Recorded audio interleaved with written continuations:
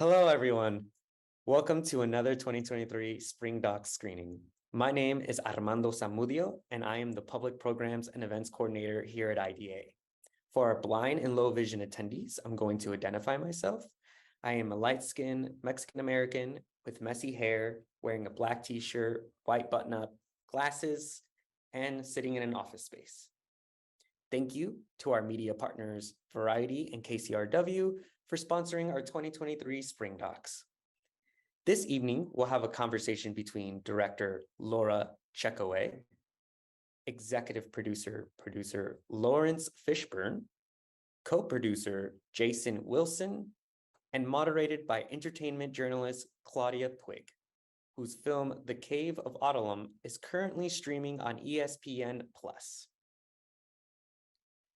To help us grow by donating or interested in joining IDA's global network of documentary professionals, please visit documentary.org/membership.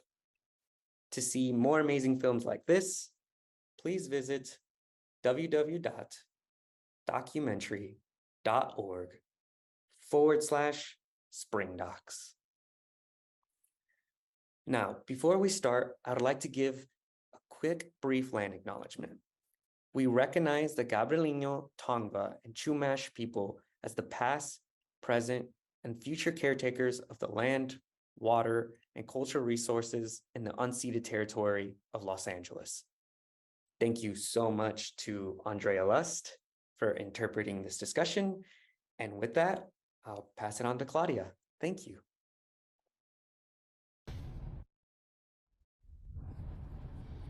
Hi, I am here for IDA for a wonderful Q&A. My name is Claudia Puig. I'm a light-skinned Mexican-American woman with a bookcase behind me and a kind of blue-gray turtleneck on. And I am so pleased to be here with our panelists today. We have the director of the Cave of Adullam, that's Laura Checkoway. We have Laurence Fishburne, who is executive producer and producer. And we have the co-producer and the founder of the Cave of Adullam, Jason Wilson, and our ASL interpreter, Andrea Lest. Thank you to everybody for joining us. Thank you, Claudia. I'm so thrilled. Congratulations, first of all, on winning the Best Documentary and Editing Awards at Tribeca. That was well worth it. And this is such an inspiring film. Its emphasis on boys feeling seen and working through their emotions and coming to a place where they feel safe is just so moving. And I love the focus on emotional well-being. And I know you've helped so many people in the community, Jason. So this is just such a beautiful example of the power of love. So it's really exciting to be here with you. I'll start with you, Jason, because we want to kind of know a little bit about the background. When you started the dojo, you thought originally the Black boys needed more discipline, and then you realized soon that they needed more love to conquer their negative emotions and make that transition to manhood more smoothly. Can you tell us a little bit about how you came to this realization? Absolutely. First, my name is Jason Wilson. I'm the dark-skinned African-American with the Santa Claus beard and a wood background. Claudia, that's a great question. When I started developing the Cave of Adullam, there were many boot camp and Scared Straight programs in Metro Detroit. And I had even participated on a couple of the tours. And I discovered then that how can you help a boy heal from trauma by re-traumatizing it? And so when I saw that even at the boot camps, a lot of the students who would come to the cave, they would say, Mr. Wilson, I just did what it took to get out of there, but I never felt like anyone ever heard what I was really dealing with. And so now as you look, say another 20 years now, or almost 20 years, you don't see boot camp programs or Scared Straight programs anymore because they didn't work like many had hoped they would. And so the Cave of Adullam, I saw then they needed more than martial arts, that boys needed to have a safe space where they can finally be heard, where they can operate outside of having to just be masculine, a strong, aggressive, and assertive and bold, but where they can actually be tender, share the emotions associated with failing a class or your father can't make it to your baseball game, whatever it may be. And so when we opened up that opportunity for them to express how they feel, it's amazing, Claudia. We have one of our favorite evaluation is that over 78% of our recruits improve their grade point average without tutoring by one letter grade. And so that attests to, the importance of letting boys have an opportunity to be vulnerable and express really what they're dealing with. Absolutely. So, Laurence, how did you learn about the Academy? How did you get to meet Jason, and how did you get involved in executive producing this documentary? So I'm Laurence Fishburne. I am the ginger-skinned African-American man with a bookcase behind me, a painting behind me, a pair of glasses, and a part in my teeth. I got introduced to Jason Wilson's work through a cat. It's Ben? Is that our guy's name? Is it Roy. Ben? Roy. So Roy came to see me and my partner Helen Suglin, and he told us about Jason's work, and he showed us some of the videos that Jason has been releasing over the years, doing demonstrations of the work that he does with the boys. And I was immediately struck by it. I've always felt that one of the things that young people in our country really, really lack is initiation, initiation into adulthood. The rights, responsibilities, and privileges that come with being an adult, and the ceremony around transitioning young people from out of childhood into adult, because it's a major transition, and it takes a period of years. It should take at least 7 years for you to kind of matriculate into adulthood, if you will.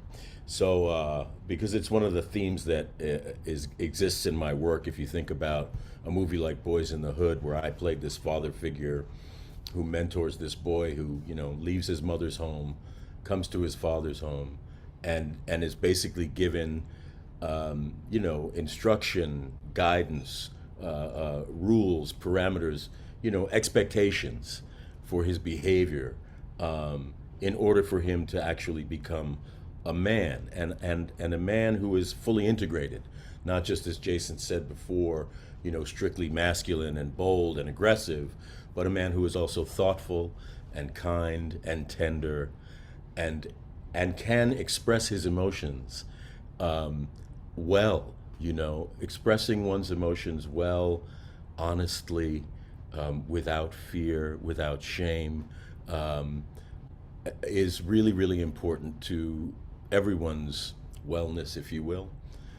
So that's how I got involved, and I'm just really, really, really proud of the fact that we've got this thing made, and also that we garnered that award at Tribeca. So yeah, fantastic. Laura, how did you hear about Jason and his work, and what drew you to make the film? Thank you, Claudia. So I'm Laura, and I am a fair-skinned, I guess olive-skinned woman with a slightly messy, long, dark ponytail and dark eyes. And many other features I guess I could describe, but won't. So Laurence and Helen, who's another executive producer on this project, saw my film Edith and Eddie, which I have to shout out IDA for awarding us with the best short at the IDA Awards for that film in 2017, I believe it was. And I think the story goes that you guys had been looking for a director, and upon seeing Edith and Eddie, and then also watching my first feature doc, where I followed for over 6 years a young woman named Lucky through the streets of New York, who was a young woman who really needed a program like the Cave, and as I feel like we all do. And so, yeah, that joined us together, and they told me about the concept for this film, and it just sounded like the best kind of assignment, really a dream documentary to have come through. And Jason and I spoke. I read his book, Cry Like a Man.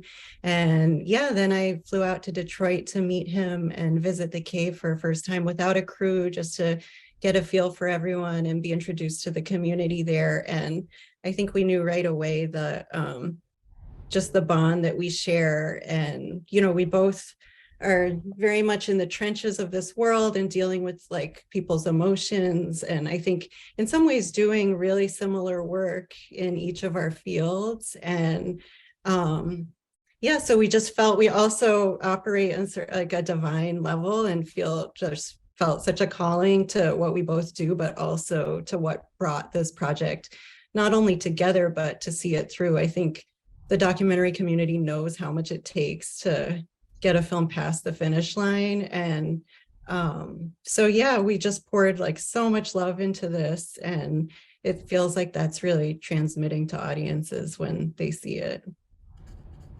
Well, speaking of the book, you mentioned Cry Like a Man, Fighting for Freedom from Emotional Incarceration. Jason, I wanted to ask you about that memoir because I know that it was about generational abuse and abandonment and emotional upheaval and redemption and healing.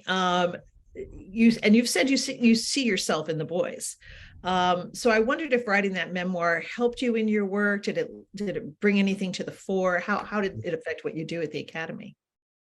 Ooh, that was well, actually, what's interesting, Claudia, prior to that, I was what I call a masculine male. Just all I was hyper masculine, strong, bold, aggressive. That was me. When the video went viral, our first video went viral in 2016, and that's what caught Roy and Laurence's attention as well. One of my recruits had started crying because he couldn't break a board for one of his tests. Prior to that, Claudia, if you look at all of the Cave of Adullam class pictures from 2008 until 2016, all of my students had serious looks on their face, every last one of them. But something happened in that moment prior to the video that year. My mother, which is why my heart went out to you earlier today when we found out about your dad. My mother struggled with dementia, and she had failed and broken her hip, and we couldn't do surgery, and we had lost my mom at that point. But taking care of her, Claudia, she needed more than a protector and a provider. She needed a nurturer. She needed someone who was patient, long-suffering. And that God used that moment with my mother to make me what I call a comprehensive man, someone who's courageous, but also compassionate, strong, but sensitive. A man who's he doesn't fear living from the good in his heart anymore. And so fast forward to the point where I started writing Cry Like a Man, that whole experience created that memoir. It allowed me to go back in those areas in my life where I literally suppressed so much of the trauma. And as I was writing that book, Claudia, I had to revisit the site of my 8th grade friend who was shot and killed. I had to go to my brother's grave. I had to learn more about my grandfather's lynching and cry then. And so me becoming comprehensive and transparent allowed the boys it gave them permission to feel, and it gave them the freedom to be human. So I think there were many things that played a role in that, but definitely I could see how all of them, work together for the good. Absolutely. And Laurence, I think, you've kind of spoken openly about your issues with anger in the past. Is that one of the reasons that propelled you to become involved here? No, not necessarily. I think more than anything, it's, as Jason has said, he sees himself in these boys. So I see myself in these boys as well. Yeah. And I had an experience when I was 14 where I was initiated into a community of artists. So I was very lucky that I had older men around me who were artists, who brought me into their fold and transmuted, messages and lessons to me, some verbally and some silently. My own personal issues with anger, I went and I found a great psychiatrist, a black man, and I worked on that stuff when I was in my 30s. But my interest and my desire to participate in terms of bringing Jason's work to film was really about the work that he's doing and the value that it has for me personally. Mhm. Yeah. And Laura, I thought it was such a beautiful way you followed the four boys and the sort of intertwining of, you know, their lives at the academy and then their lives outside. There's a lot of sort of very personal cinema verite kind of footage. Was it hard to kind of achieve that confidence or that their trust to get their trust in order to do that? And, you know, can you tell us a little bit about that and maybe any challenges you encountered? Yes.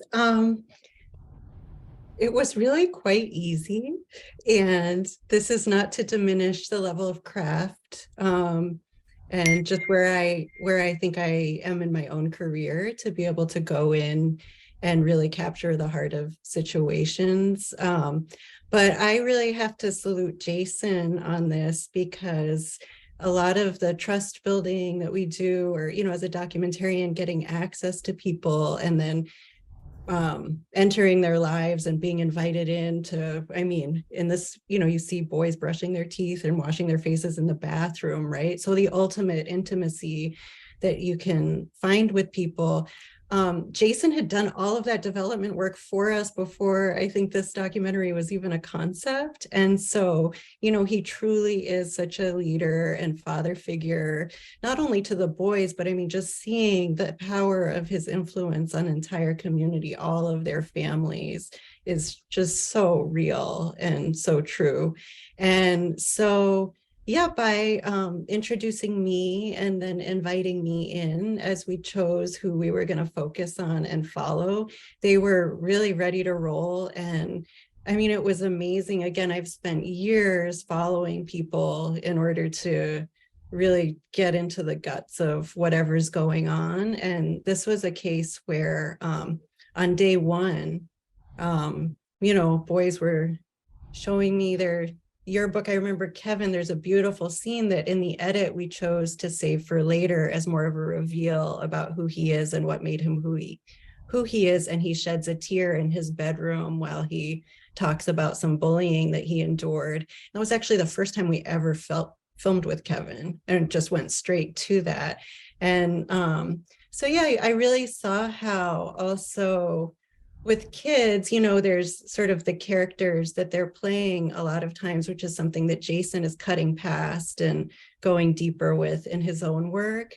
And that I can really relate to that. And in filmmaking, you see it play out as well, where there's this kid who's perceived as such a troublemaker and being lectured constantly. But in 5 minutes by himself, he's just such a sweetheart and just wants to, you know, bare his soul to you. And the challenges that the boys were facing and the realness that a lot of them have in their lives and will probably continue to have was apparent, but the openness and just generosity that everybody showed and total trust was there from day one. And that's thanks to you, Jason. So thank you. I mean, it's just, again, it's like sort of the perfect culmination of, it's why I say it's a dream assignment, but because to take a teacher who's operating on this level and then give me the chance to do what I do is just such a gift. But also, I think too, Laura, it was divine as well, because the video went viral. And you're talking about from Dr. Oz to Steve Harvey, everyone trying to contact the Academy. So the kids were getting like news cameras and everything coming in. So the whole principle of us ruling our emotions so we can master the moment, they had to practice it right then. So when you came, you know, we were kind of used to like cameras, but I still joke to this day how Greg and Mike, to get the shot, Claudia, that they would get, the camera seemed like it was right here. I mean, it was. And one time I never forgot, Laura, and I was teaching, and I literally had to check my emotions and look through the camera to see my student. So I couldn't see him, but I looked through the camera so I could still talk to him. And that's when I said, okay, cool. There is really something to ruling your emotions. And so they all saw it. And even Laura, you guys were great, because even though we knew the cameras were there, we still had moments where we could say, hey, we're all a little nervous today because look who's here. But we got to move past this and still have class like they're not here. And so those things, of course, didn't make the film, but Laura was gracious enough to let us have those opportunities where I could still teach in the moment so they can say, wow, this is really real and this is how you do it. So thanks to you, Laura, for that as well. Well, yeah, it's such a delicate dance and sort of magical mix in filmmaking of being incredibly sensitive, and our cinematographers are as well. And I really like and need to set that tone of being overly sensitive, but also very bold at the same time, right? And and I love a close-up. And so, and you can picture with, again, all of these amazing scenes that we've captured where we're right there on the mat with Jason and the boys inside of these lessons with them. But yes, that there is a human being sitting there with a massive camera right in their faces at the same time. And just something that was so apparent to me from the beginning with this film that, Jason, I just thought of as you said it, but where we're all going through this together, not only the process of filmmaking, but I think really the purpose of this film. What I recognized right away is that not only do I get to go through this program as a director making this film while we're making it, but that everyone that watches this film then gets a taste of it and gets these lessons as well. And that's been one of the biggest takeaways and the strongest response that I've gotten to the film. People of all kinds, from all walks of life, say, we need this in our community and in every community in this country. And how can we make millions of Jasons, or, clone you. Yes. I thought about that too. I mean, you have said yourself, Jason, that this is not, I mean, obviously this is an issue for young Black men, but it is not just an issue for young Black men. It's a male issue, and there's been a lot of talk about toxic masculinity over the last few years. And your philosophies and principles can translate universally. Initiation, rites of passage go on in every culture. So it would just seem natural that there would be some effort to expand your program, certainly at least to other cities in this country, if not to other cities around the world. I know you are just one person, but you're an amazing person. So, is there any talk of doing that or any possibilities? Yes, I mean, we've been, ever since the video went viral, our waiting list has just blown up. I mean, right now we have almost 800 boys on the waiting list, and we desire to scale. We work on curriculum, as well as we're working on a mobile web app right now for kids who aren't in Detroit to be able to join into the Cave. But like with everything, Claudia, it costs money, and we're a successful small nonprofit, but we're still a small nonprofit, and so we're always trying to do get fundraisers for donations. And actually, this is our 20th year in existence, and we're celebrating the 20 years this October with a big gala and celebration to hopefully raise enough money to really get the Cave over the hump, to really expand it to other cities. And we got people reaching out from Australia, Ghana. We had one, of course, several from the UK. And so again, it's definitely a need for it. And even, Claudia, when the video went viral, our offices here had to shut down for 2 days because of the number of men who were calling our office, crying on the phone to our women's staff, just wishing that they had a coach like the moment I was in the video, and just to see a different side of Black boys. And I never forgot this one guy. He says, man, it's some bull crap because you don't get to see this side in the media. And he says it's really beautiful and touching. And he was actually one of our biggest donors at the time. And wow. I know the power of, what God has given me in the Cave, and men across the country are hurting. I often say there's a broken boy inside of every man. And so as I heal boys, it's a blessing to have their fathers present, because now I can help heal the fathers, and then we stop intergenerational trauma altogether. And so again, yeah, our desire is to scale. It's needed. But, we need support, and that's why I'm thankful. Everyone's here thankful for many reasons, but thank you to, for you for having this discussion. Hopefully more people will be moved to give and donate as well. Well, is there a place they can do that for those who are watching and listening? Yes, they can visit savingboys.com. And as soon as you get to the homepage, you'll see a red donate button at the top. You can click that, and it's a tax-deductible donation as well. So that's savingboys.com. Yes, ma'am. Great. All right. I love the quote that you had from Frederick Douglass about it's easier to raise boys than repair broken men. I thought that was just so beautiful, and that pretty much says it all.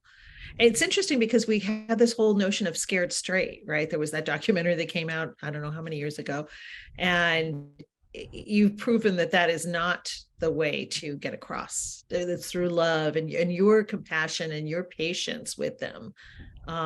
I love the opening scene with the little boy who's crying, and then, you know, through your love and your calm patience with him, he gets the answer right and he feels the love.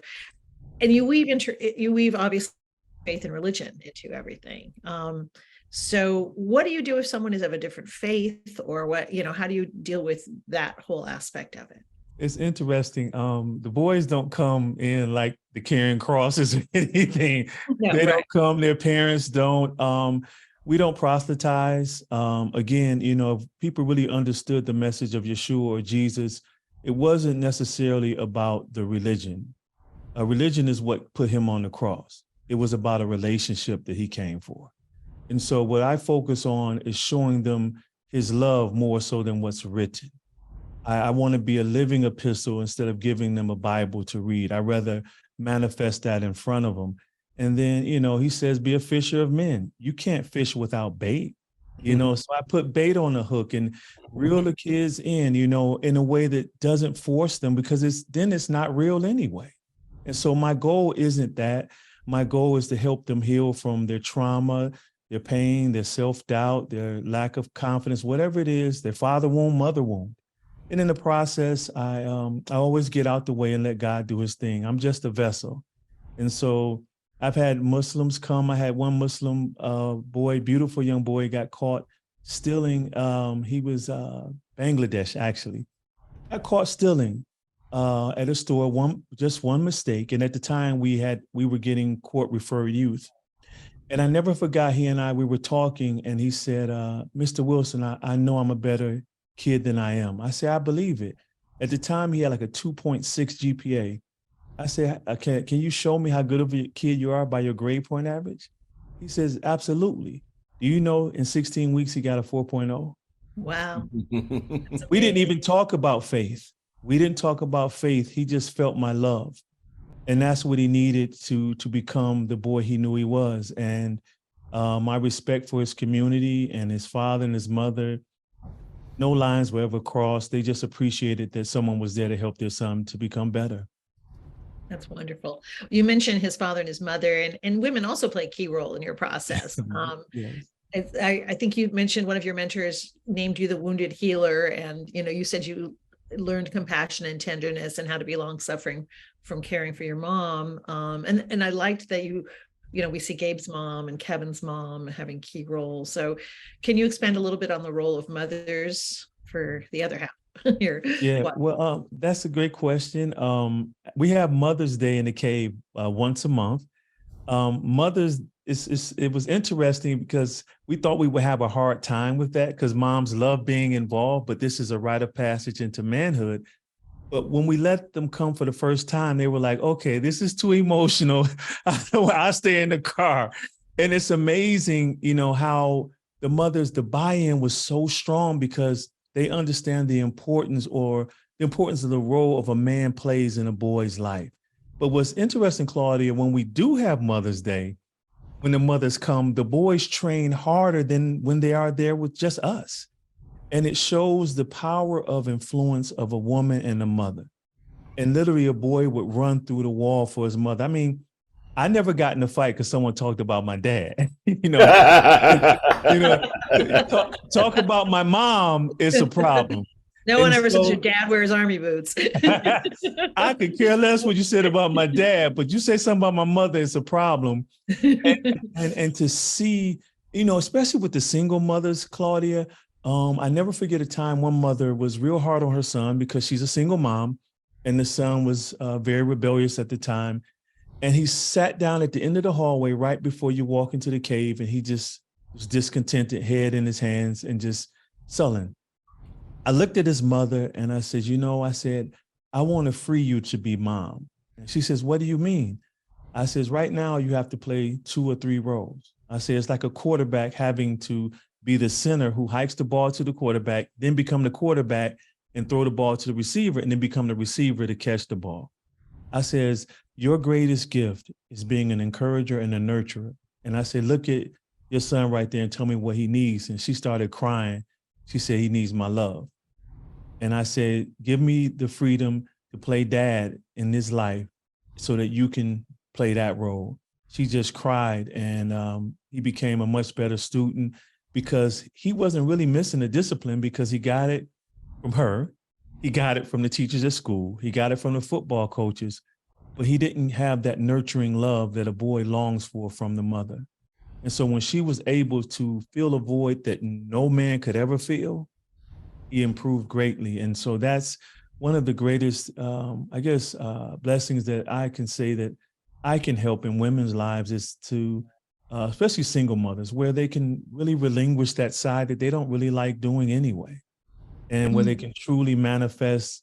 I mean, of course, my mother was a disciplinarian. You can do it. Women can be anything and everything at any given moment.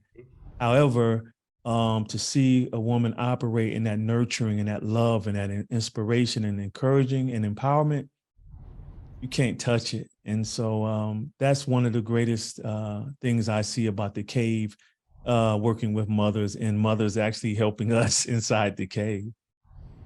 Before we wrap up, I want to ask Laura and Laurence, what was the thing that most affected you in the making of this? What stands out for you that maybe it changed you or just moved you deeply? I was really moved by Daniel's story, in particular, because Daniel's dad had recently passed as we were starting to make the film, and he's got this genuine kind of intelligence that is rare and special. He's got not just intellectually, but he has a kind of emotional intelligence that allowed him to sort of navigate these waters that he was in, with the loss of his dad unexpectedly, quite suddenly. So it was his story really that moved me to tears, basically. Yeah, I think didn't he find his dad too? Wasn't he the one that saw that he wasn't breathing? Yeah. Yes. Yes. Yeah, he discovered him. Yes, he did. Yeah. Yeah.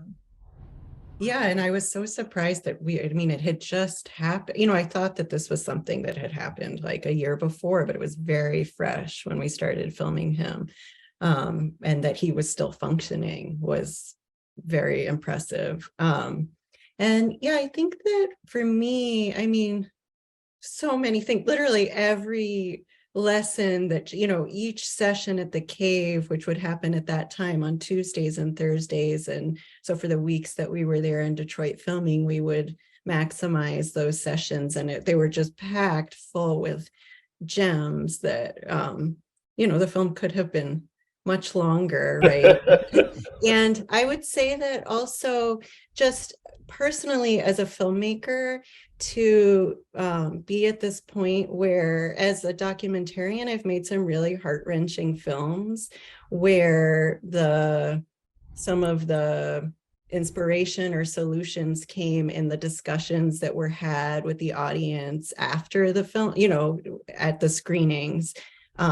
Whereas this is a film that has some of the solutions and healing in it. And so for me, that just felt like such an up level of my own work and experience to be able to collaborate with someone like Jason and share this. It has felt so refreshing, and so many filmmakers, especially documentarians, have reached out talking about just the kind of emotional arcs that we were able to capture that I think are really rare in documentaries. Absolutely. I feel like I could talk to you guys forever, but unfortunately we've run out of time. This is so inspiring. It's such a wonderful conversation. So I thank you all. Laura Checkoway, thank you so much for your film. And Laurence Fishburne, thank you for your role in it as well. And thank you so much, Jason Wilson, for for the work that you do. It's just so inspiring. And again, we should probably reiterate maybe where people can donate.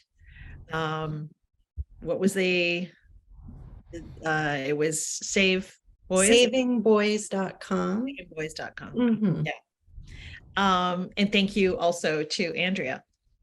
Thank you to everybody watching. Thank you. Thank you so much. Thank you.